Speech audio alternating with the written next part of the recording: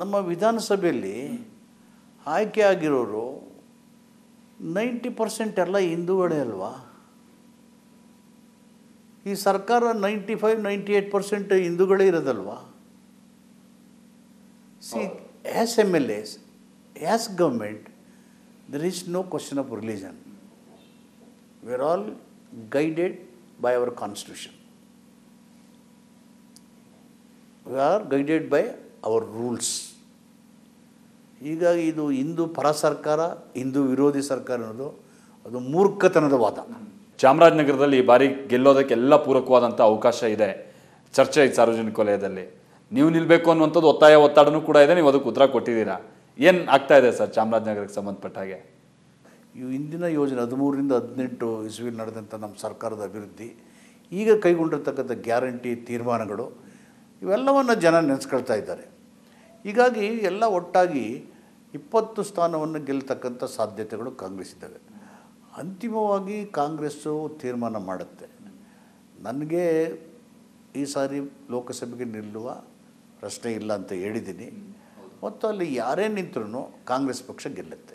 ನಂಜನಗೂಡಲ್ಲಿ ಪುತ್ರ ನಿಲ್ಲಬೇಕು ಅಂತ ಭಾಳ ಒತ್ತಾಯ ಆಯ್ತು ಹಿಂದೇನು. ಈಗಲೂ ಚಾಮರಾಜನಗರಕ್ಕೆ ನಿಲ್ಲಬೇಕು ಅನ್ನುವಂಥದ್ದು ಕೂಡ ಹಲವರು ಒತ್ತಾಯ ಇದೆ. ಏನು ಸರ್ ಕತೆ? ಸುನಿಲ್ ಬೋಸ್ ಅವ್ರು ಏನಾದರೂ ಕಾರ್ಯಕರ್ತರು, ಜನರು ಮತ್ತು ಪ್ರತಿನಿಧಿಗಳು ಹೇಳ್ತಾರೆ, ಅಂತಿಮವಾಗಿ ಹೈಕಮಾಂಡ್ ತೀರ್ಮಾನ ಮಾಡ್ತಾರಲ್ಲ, ಅದು ಯಾರಿಗೆ ತೀರ್ಮಾನ ಮಾಡಿ ಕೊಟ್ಟರು ಪಕ್ಷದ ಗೆಲುವಿಗೆ ನಾವು ದುಡಿಲೇಬೇಕು. ಅದು ನಮ್ಮ ಡ್ಯೂಟಿ. ಅದು ಓಕೆ ಸರ್. ಕೊನೆಯದಾಗಿ ಸಂವಿಧಾನ ಜಾಗೃತಿ ವಿಚಾರವಾಗಿ ನಾನು ಮೊದಲೇ ಕೇಳಿದೆ, ಇದು ಈ ವರ್ಷಕ್ಕೆ ಮಾತ್ರ ಸೀಮಿತ ಆಗಿರುತ್ತಾ ಅಮೃತ ಮಹೋತ್ಸವ ಅನ್ನುವ ಕಾರಣಕ್ಕಾಗಿ, ಅಥವಾ ಮುಂದುವರೆದ ಭಾಗವಾಗಿ ನಾವೇನು ನಿರೀಕ್ಷೆ ಮಾಡ್ಬೋದು?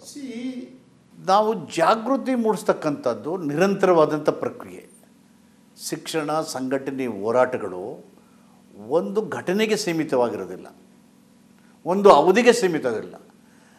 ನಮ್ಮ ಬದುಕನ್ನು, ಸಮಾಜವನ್ನು ನಿರ್ಮಾಣ ಮಾಡೋ ತನಕನೂ ಹೋರಾಟ ಇದ್ದೇ ಇರ್ತದೆ. ಅನ್ಯಾಯದ ವಿರುದ್ಧದ ಚಳುವಳಿ ನಡೀತಾನೆ ಇರ್ತದೆ, ಜಾಗೃತಿ ಇದ್ದೇ ಇದೆ. ಅವೆಲ್ಲಕ್ಕೂ ಉತ್ತರ ಇರೋದು ಸಂವಿಧಾನದಲ್ಲಿ. ಹೀಗಾಗಿ ಸಂವಿಧಾನದ ಆಶಯ ಕೆಳಗಡೆ ಹೋರಾಟಗಳು, ರೈತ ಚಳುವಳಿ ಇರುವುದು, ಕಾರ್ಮಿಕ ಚಳಿ ಇರುವುದು, ಮಹಿಳಾ ಚಳುವಳಿ ಇರ್ಬೋದು, ದಲಿತ ಚಳುವಳಿಗಿರ್ಬೋದು, ಇವೆಲ್ಲವಕ್ಕೂ ಶಕ್ತಿ ತುಂಬೋದೇ ನಮ್ಮ ಸಂವಿಧಾನ. ವಿದ್ಯಾರ್ಥಿ ಚಳುವಳಿ ಇರ್ಬೋದು. ಹೀಗಾಗಿ ಇದು ನಿರಂತರವಾದಂಥ ಪ್ರಕ್ರಿಯೆ. ಈ ಚಳುವಳಿಗಳು ಪ್ರಜಾಪ್ರಭುತ್ವವನ್ನು ಬಲಗೊಳಿಸ್ತವೆ, ಸೋಷಿಯಲ್ ಮೂಮೆಂಟ್ಸ್, ಮತ್ತು ಸಮಸ್ಯೆಗಳ ನಿವಾರಣೆಗೆ ಸಾಕಷ್ಟು ಪರಿಹಾರವನ್ನು ಕಂಡುಕೊಳ್ಳೋಕ್ಕೂ ಸಾಧ್ಯ ಇದೆ, ಸರ್ಕಾರಗಳನ್ನು ಎಚ್ಚರಿಸೋಕ್ಕೂ ಸಾಧ್ಯ ಇದೆ. ಅದು ಸಂವಿಧಾನದ ಜಾಗೃತಿಯ ಮೂಲ ಉದ್ದೇಶ ಮತ್ತು ಗುರಿ. ಅಂಥ ಮಹತ್ತರವಾದಂಥ ಕೆಲಸವನ್ನು ಕರ್ನಾಟಕ ಸರ್ಕಾರ ಸಿದ್ದರಾಮಯ್ಯ ನೇತೃತ್ವದಲ್ಲಿ ಐತಿಹಾಸಿಕವಾದ ಭಾರತ ದೇಶದಲ್ಲಿ ಯಾವುದೇ ರಾಜ್ಯದಲ್ಲಿ ಮಾಡಿಲ್ಲ. ಯಾವುದೇ ರಾಜ್ಯದಲ್ಲಿ ನಿಮ್ಗೆ ಗೊತ್ತೇ ನೋಡಿ, 6,000 ಪಂಚಾಯತಿಗಳು ಈಗಾಗಲೇ 5,600 ಪಂಚಾಯತಿಗಳಲ್ಲಿ ಎಲ್ಲ ಕಡೆ ಎಲ್ಲ ರಿಪೋರ್ಟ್ ನಿಮ್ಗೆ ಬರ್ತಾ ಇದ್ದಾವೆ. ಯಾವ ಸಂದರ್ಭದಲ್ಲಿ ಇರ್ತಾರೆ, ಊರಲ್ಲಿ ಮೆರವಣಿಗೆ, ಅಲ್ಲಿಂದ ಬಂದು ಕುಂಭಮೇಳದ ಸ್ವಾಗತ, ವಾದ್ಯ ಮೇಳಗಳು,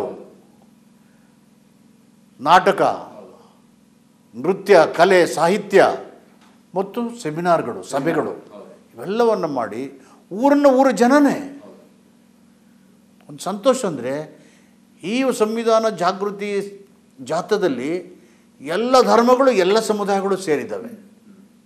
ಇದೇ ಭಾರತ ದೇಶ. ಇದನ್ನೇ ಬಾಬಾ ಸಾಹೇಬ್ ಅಂಬೇಡ್ಕರ್ ಹೇಳಿದ್ದು, ನಾವು ವೈವಿಧ್ಯತೆಯಲ್ಲಿ ಏಕತೆಯನ್ನು ಕಂಡಿದ್ದೇವೆ, ವೈವಿಧ್ಯಮಯವಾದಂಥ ಕಾಲಘಟ್ಟದಕ್ಕೆ ನಾವು ಪ್ರವೇಶ ಮಾಡ್ತೀವಿ ಅಂತೇಳಿ. ಆ ವೈವಿಧ್ಯಮಯವಾದಂಥ ಬದುಕು ಸಂವಿಧಾನದ ಆಶಯಗಳಿಗೆ ಒಂದಾಗ್ತಾ ಇರತಕ್ಕಂಥದ್ದು, ಹಕ್ಕುಗಳನ್ನು ತಿಳ್ಕೊಳ್ತಕ್ಕಂಥದ್ದು, ಕರ್ತವ್ಯ ಮತ್ತು ಜವಾಬ್ದಾರಿಯನ್ನು ಹೇಳ್ಬೇಕಾದವ್ರಿಗೆ ಹೇಳ್ತಕ್ಕಂಥ ಪರಿಸ್ಥಿತಿಯ ನಿರ್ಮಾಣ ಆಗ್ತಾ ಇರೋದು ಸಂತೋಷದ ಸಂಗತಿ. ಸೊ ಮುಂದುವರಿಯುತ್ತಿದೆ ತಾ ಪ್ರಕಾರವಾಗಿ. Thank you sir, thank you. ಇಷ್ಟೊತ್ತು ಕೂತು ನಮ್ಮ ಜೊತೆಗೆ ಈ ಸಂವಿಧಾನದ ಈ ಜಾಥಾ ಮತ್ತು ಈ ಪೀಠಿಕೆ ಓದು ಇದೆಲ್ಲದರ ಉದ್ದೇಶ ಏನು ಎತ್ತ ಅನ್ನುವಂಥದ್ದು ನಮ್ಮ ಜೊತೆಗೆ ಹಂಚ್ಕೊಂಡ್ರಿ. Thank you sir. ನಮಸ್ಕಾರ.